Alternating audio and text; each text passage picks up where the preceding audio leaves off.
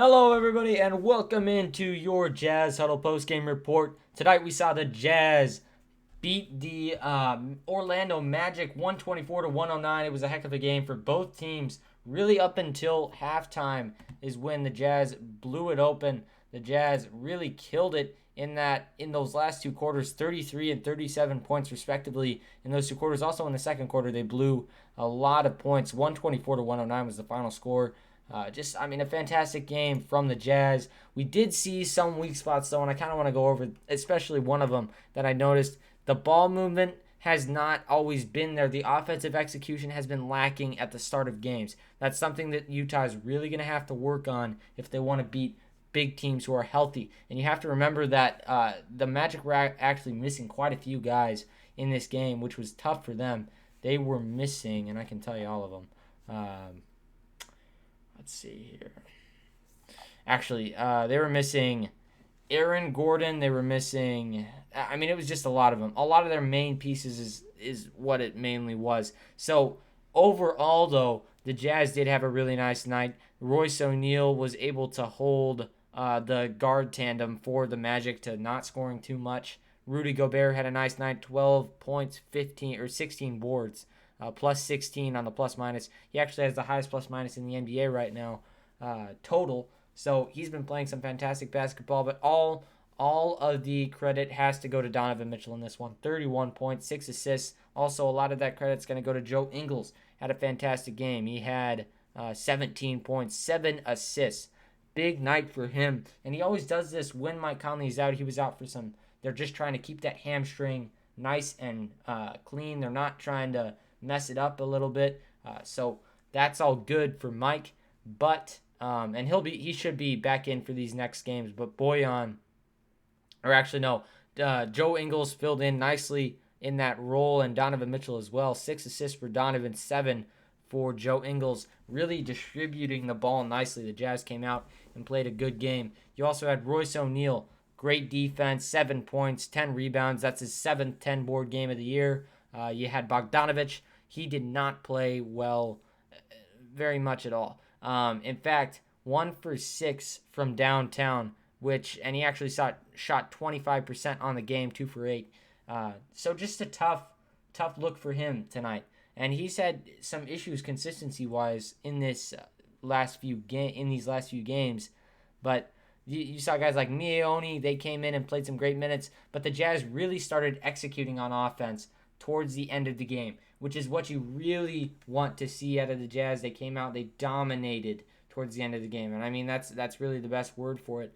They came out and they started executing on offense, and they started to really blow this game wide open. And they just came out with a nice win. And the Magic, they honestly didn't play a bad first half whatsoever. You had guys like Dwayne Bacon come out and have a really nice night, 13 points, 3 rebounds, but also, of course, Vucevic, who just got named an All-Star, 34 points. He had 8 boards. But the Jazz, I think, really one of the big parts of this story is how well they won that. Rebounding battle. They came out and they really played well on that end. And they came out, they boxed, and they did everything that they could to win that. They ended up way up in that category, which is fantastic. In fact, let's see here, 39 rebounds for the Magic and 61 for the Jazz, and that'll just win you games no matter what. If you get that many rebounds, you're gonna have a lot of transition opportunities. The Jazz capitalized on a lot of those. In fact, Jordan Clarkson, 18 points, had a great night in that kind of transition offense. He got a lot of ISO plays, and he also distributed the ball quite well. 5 assists to go along with that 18 points as well. 6 rebounds. He had a really nice night tonight. So a lot of credit to him as well. But going on that other end, and we saw him make some plays with the ball in his hands, of course. An absolute ISO threat, shot 43% from the floor. He was 2 for 9 from downtown, so that's always an issue. Started off the game cold again, but he picked it up. Same with Donovan Mitchell. Came alive in those last 2 quarters. Absolutely. 52% from the floor.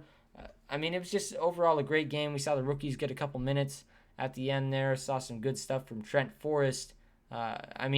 I like Trent Forrest, and even though there's really nothing on the stat sheet for him, he is pretty good at facilitating, and I wouldn't be surprised to see him end up as a role player in this league in the future. But the Jazz are very deep, and we saw him come out and take care of the Magic today.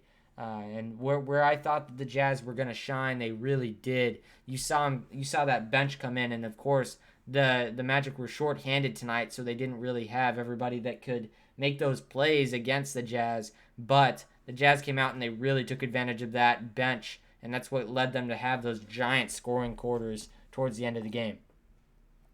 But if you're a Magic fan, I would take away from this game that your team can still work without a lot of your guys. I mean, they still were competitive for most of this game. The Jazz just started to blow it open towards the end of that third quarter, which was fantastic. And also, Derek Favors had a nice night as well as Georges Niang. Both of those guys, they work their butts off. Derek Favors, even though he might not have as much hop in his steps since he is getting older, he is really playing some tough basketball. He's going in. He's making shots 75% from the floor tonight. He had 3 for 4, 10 points, 6 rebounds, and would have been no assists. But, I mean, just overall a great game for him. Rudy Gobert had 2 blocks as well.